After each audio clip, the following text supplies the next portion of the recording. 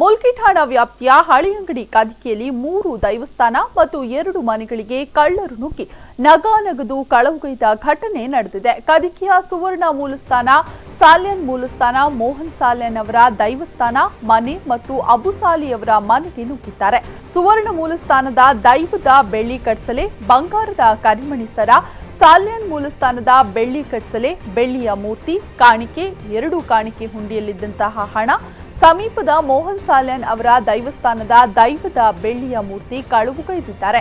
ಅಬುಸಾಲಿ ಅವರ ಮನೆಗೆ ನುಗ್ಗಿ ಮನೆಯ ಕಪಾಟು ಒಡೆದು ಕಪಾಟಿನಲ್ಲಿದ್ದಂತಹ 30,000 ರೂಪಾಯಿ ನಗದು ಮತ್ತು ಮೋಹನ್ ಸಾಲ್ಯನ್ ಅವರ ಮನೆಗೆ ನುಗ್ಗಿದ್ದಾರೆ. ಸಾಲ್ಯನ್ ಸುವರ್ಣ ಮತ್ತು ಅಮೀನ್ ಮೂಲಸ್ಥಾನಗಳಲ್ಲಿನ ಬೀಗ ಹಾಕಿದ್ದ ಸುಮಾರು 10 ಕಾಣಿಕೆ ಹುಂಡಿಯನ್ನೇ ಹೊತ್ತೊಯ್ದು ಸಮೀಪದಲ್ಲಿನ ಸಿಗಡಿ ಸಾಗಾಣಿಕೆಯ ಸ್ಥಳದಲ್ಲಿ ಹುಂಡಿಯನ್ನ ಒಡೆದು ಹಣವನ್ನ ದೋಚಿದ್ದಾರೆ. ಮುಲ್ಕಿ ಪೊಲೀಸರು ಕಳ್ಳತನ ನಡೆದ ಸ್ಥಳದಲ್ಲಿ ಪರಿಶೀಲನೆ ನಡೆಸ್ತಾ ಇದ್ದಾಗ ಸಿಗಡಿ ಸಾಗಾಣಿಕೆಯ ಸ್ಥಳದ ಸಮೀಪದಲ್ಲಿ 2 ಗೋಣಿ ಚೀಲಕ್ಕೆ ಹಣ ತುಂಬಿಸಿ ದ್ವಿಚಕ್ರ ವಾಹನದಲ್ಲಿ ಹೋಗುವುದನ್ನು ಸ್ಥಳೀಯರು ಕಂಡಿದ್ದಾರೆ.